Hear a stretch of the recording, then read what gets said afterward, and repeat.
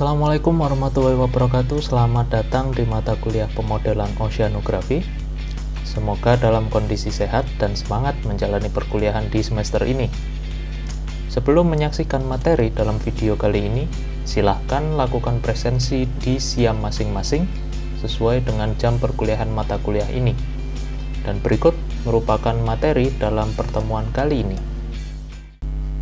Pertemuan kali ini kita akan membahas tentang peramalan gelombang.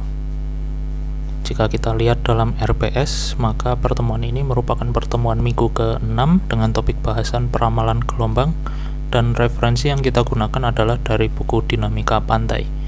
Adapun tujuan pembelajaran yaitu mahasiswa mampu mengetahui dan menjelaskan tentang peramalan gelombang laut menggunakan data angin. Dan adapun bahasan yaitu terkait prediksi gelombang metode grafik dan prediksi gelombang metode numerik. Jadi kita akan masuk ke gelombang laut atau wave. Jadi yang kita akan bahas di sini adalah wind driven wave atau gelombang laut yang dibangkitkan oleh angin. Jadi peramalan gelombang atau wave forecasting, gelombang di laut sebagian besar atau umumnya dibangkitkan oleh angin atau wind wave, sehingga gelombang di laut dapat diperkirakan atau diramal dari data angin yang ada. Parameter untuk peramalan yang pertama adalah panjang fetch-nya, kemudian ada data angin, yaitu mencakup kecepatan angin, lama bertiupnya angin, dan juga arah angin bertiup. Kita masuk ke fetch atau panjang fetch itu tadi. Jadi fetch merupakan daerah di mana kecepatan dan arah anginnya adalah konstan. Jadi arah angin masih bisa dianggap konstan apabila perubahannya kurang dari 15 derajat. Kemudian kecepatan angin masih dianggap konstan jika perubahannya kurang dari 5 knot, atau jika kita konversi adalah sekitar 2,5 meter per detik terhadap kecepatan rata. Fetch berpengaruh pada periode dan tinggi gelombang yang dibangkitkan. Gelombang dengan periode panjang akan terjadi jika fetch-nya besar. Sedangkan gelombang di laut biasanya mempunyai periode 20 detik atau lebih, tetapi pada umumnya berkisar antara 15 dan 15 atau 10 detik.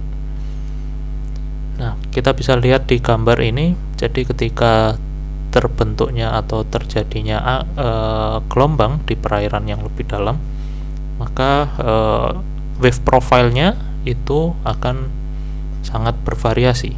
Tapi ketika sudah mencapai dispersi atau menyebar ke berbagai arah, maka ketika kita lihat wave profile-nya, jadi untuk ketinggian dan periode gelombangnya akan cenderung lebih stabil. Kemudian untuk data angin atau wind data, jadi kecepatan angin diukur dengan anemometer dalam satuan knot. Jadi 1 knot itu dianggap 0,5 meter per detik. Dengan data angin, permukaan laut pada lokasi pembangkitan dapat diperoleh dari yang pertama pengukuran langsung di atas permukaan laut, kemudian yang kedua adalah pengukuran di darat di dekat lokasi peramalan yang kemudian dikonversi menjadi data angin di laut. Jadi ada tabel pencatatan angin tiap jam dan selama 1 bulan di sini atau 28 hari. Dengan pencatatan angin tiap jam, kita dapat mengetahui angin dengan kecepatan tertentu, durasinya, kemudian kecepatan maksimum, arah anginnya, dan dapat pula dihitung kecepatan angin rata harian. Tapi permasalahannya ketika kita mempunyai atau kita menginginkan data dari beberapa tahun, maka itu akan menghabiskan banyak waktu dan menghabiskan banyak tempat. Nah, solusinya adalah kita menggunakan metode pertama, yaitu metode grafik. Jadi bisa kita lihat metode grafik yaitu adalah mengukur. Di sini ada gambar terkait arah angin, kecepatannya yang bisa kita ukur dan bisa kita analisa. Jadi dalam kecepatan tertentu dan arah angin tertentu, nah itu ada persentasenya. Kemudian data angin untuk peramalan gelombang. Jadi Jadi data angin untuk peramalan gelombang berupa data angin yang diperoleh dari pencatatan di permukaan laut dengan menggunakan kapal yang sedang berlayar. Kemudian data angin yang diperoleh dari pengukuran di darat yang biasanya dilakukan pengukuran di bandara atau di lapangan terbang. Kemudian pengukuran data angin di permukaan laut adalah yang paling sesuai untuk peramalan gelombang. Kemudian data angin yang diperoleh dari pencatatan di permukaan laut dengan menggunakan kapal yang sedang berlayar.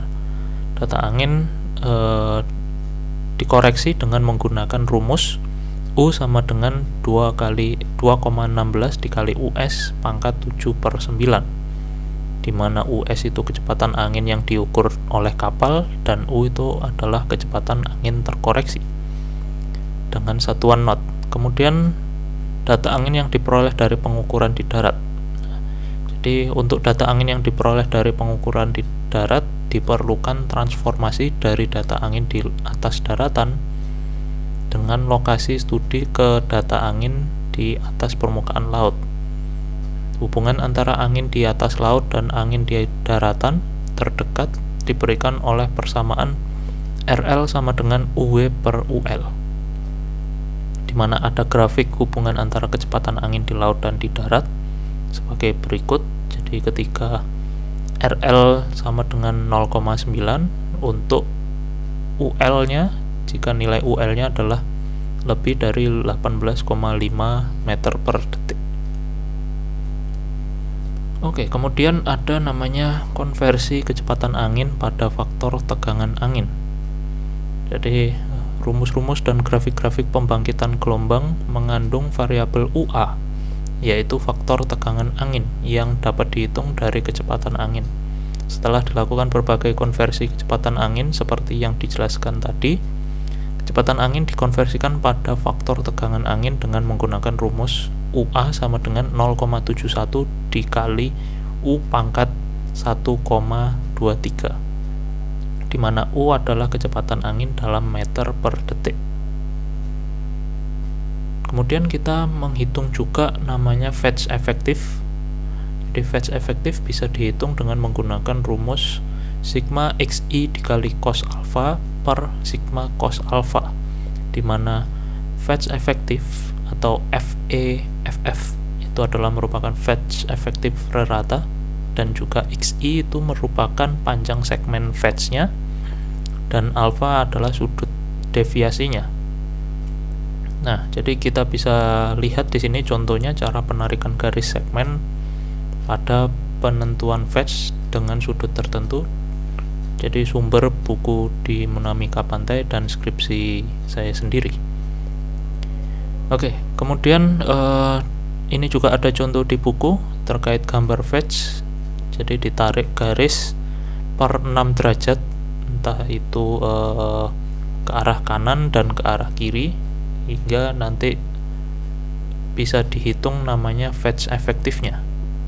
Jadi dari data-data ini cos alpha sudutnya berapa, kemudian xi panjangnya, nah itu kita bisa kalkulasi atau kita jumlah semua dan nanti akan ketemu namanya fetch efektif.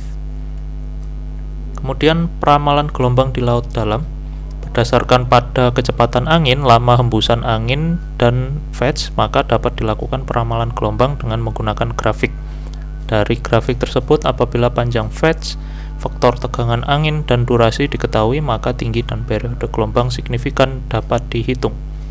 Nah, jadi ini merupakan grafiknya tadi antara panjang fetch dan juga faktor tegangan angin atau UA dan juga durasi. Nah, di sini ada dari grafik ini bisa kita lihat ada namanya tinggi signifikan, ada juga periodenya dan juga ada durasinya. Jadi bisa menghitung atau memprediksikan tinggi gelombang signifikan dan periode signifikannya. Kemudian di sini ada contoh soal, yaitu seperti berikut. Akan diramalkan tinggi dan periode gelombang di suatu tempat di laut. Kecepatan angin yang diukur di laut adalah 10 meter per detik. Durasi anginnya 3 jam dan panjang fetch efektifnya 100 km. Berapakah tinggi dan periode gelombangnya? Jadi kita lihat dulu tadi yang diketahui adalah 10, jadi 10 meter per detik. Nah, kita tarik garis kita untuk mendapatkan nilai RL-nya. Jadi ketika kita sudah ada UL, nah jadi untuk mencari nilai RL itu tadi ditarik garis dan didapatkan nilai RL-nya 1,13. Sedangkan untuk mencari nilai UW itu adalah RL dikali UL dengan nilai yang didapat adalah 11,3 meter per sekon atau meter per detik. Kemudian dari dari nilai itu bisa kita hitung nilai UA-nya. Jadi nilai UA adalah 0,71 dikalikan U, dalam hal ini adalah UW, pangkat 1,23, dengan hasilnya adalah 14,01 meter per detik. Dengan menggunakan grafik tadi, nah kita bisa lihat perbandingan antara UA dan fetch dan didapatkan nilai H-nya adalah 2,28 meter, sedangkan T-nya adalah 7 detik. Nah, kita bisa lihat di sini ada namanya garis merah atau lingkaran merah. Itu ketika kita membandingkan antara UA dan juga fetch-nya. Jadi kita dapat melihat bahwa nilai H dan nilai T-nya itu adalah seperti yang tadi disebutkan. Kemudian selain berdasarkan UA dan F, dihitung pula tinggi dan periode gelombang berdasarkan UA dan durasi angin dengan menggunakan grafik yang sama dan didapat. Nah, ini di sini kita bisa lihat perbandingan antara UA dan durasi. Jadi diketahui tadi durasinya adalah 3 jam dan UA-nya tadi 14,01. Otomatis kita bisa lihat di gambar ini atau di grafik dengan nilai yang warna hijau atau lingkaran warna hijau didapatkan nilai H dan nilai T-nya. Jadi jika berdasarkan nilai UA dan durasi itu tadi, maka didapatkan ketinggian H-nya adalah 1,1 meter dan T-nya 4,3 detik. Dari kedua nilai H dan T tersebut di atas diambil nilai yang lebih kecil sehingga tinggi dan periode gelombangnya adalah H-nya 1,1 dan T-nya adalah 4,3 detik. Tapi dari metode grafik ini, jika kita tidak punya grafiknya, bagaimana cara memprediksikannya? Nah, maka kita solusinya bisa menggunakan namanya metode numerik atau metode yang kedua, metode numerik. Jadi di sini ada bila data angin diukur tidak pada elevasi 10 meter, maka kecepatan angin harus dikoreksi terlebih dahulu dengan rumus ini. U10 sama dengan UZ dikali 10 per Z pangkat 1/7, di mana U10 merupakan kecepatan angin pada elevasi 10 meter dan UZ merupakan kecepatan angin yang diukur pada elevasi Z, sedangkan Z-nya merupakan ketinggian pengukurannya dalam satuan meter. Kemudian ada namanya koreksi data anginnya, yaitu koreksi stabilitas, yaitu koreksi akibat perbedaan temperatur antara udara dan air. Kemudian koreksi lokasi RL tadi sudah kita bahas, di mana data angin tersebut perlu dikoreksi dengan kondisi di airnya, di mana di sini rumusnya adalah U sama dengan RL dikali RT dikali U10, di mana RT merupakan faktor koreksi stabilitas dan RL merupakan faktor koreksi lokasinya. Dan berikut adalah grafiknya atau koreksi stabilitasnya terhadap suhu, dan ini adalah koreksi lokasi. Ini tadi sudah kita bahas terkait RL ini. Kemudian ada namanya UA, nah, wind stress factor atau faktor tegangan angin. Ini tadi juga kita sudah bahas, maka nilainya UA adalah 0,71 dikali U pangkat 1,23, di mana U adalah kecepatan angin dan di mana 1 knot adalah 0,5 meter per detik. Nah, secara ringkas kita perlu 3 tiga rumus ini, yaitu koreksi elevasinya, kemudian koreksi stabilitas dan efek lokasi, serta koefisien gesek atau UA-nya. Nah, adapun diagram alir peramalan gelombang, jadi ketika dibedakan antara non-fully developed dan fully developed. Jadi ketika fully developed maka akan rumusnya langsung bisa melihat HM0 dan TP-nya diukur. Tapi ketika non fully developed, nah maka akan ada rumusnya sendiri, TC, dan jika nilainya kurang dari atau sama dengan T, nah maka bisa diklasifikasikan apakah fetch limited ataukah duration limited. Jadi ketika duration limited maka akan dihitung dulu fetch minimumnya sebelum nanti akhirnya ketika sudah menghitung fetch minimumnya maka baru dihitung HM0 dan TP-nya. Tapi jika fetch limited maka bisa langsung dihitung HM0 dan TP-nya. Jadi dibagi menjadi dua, yaitu fetch limited atau pembentukan gelombang dibatasi oleh panjangnya fetch, sedangkan yang kedua adalah duration limited, di mana angin bertiup dengan durasi yang singkat sehingga gelombang belum jenuh dan pembentukan gelombang ditentukan oleh durasinya. Kemudian metode peramalan, nah itu tadi dihitung TC-nya dulu, durasi kritisnya, kemudian dibandingkan nilai TC dan T-nya. Jadi jika nilai T-nya lebih besar dari TC maka fetch limited dan bisa dihitung HM0 dan TP-nya. Tapi jika nilai T-nya kurang dari TC atau durasi kritis maka namanya duration limited dan harus dihitung fetch minimumnya.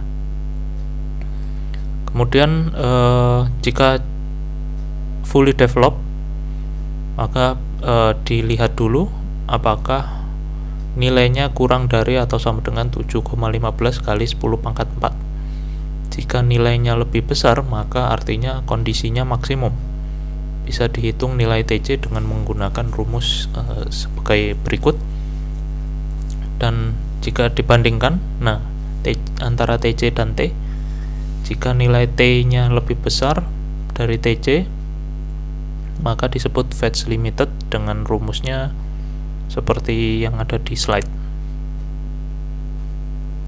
Bila nilai T kurang dari TC maka disebut duration limited, dihitung panjang fetch minimum dan perhitungan seperti biasa dengan mengganti F dengan F min.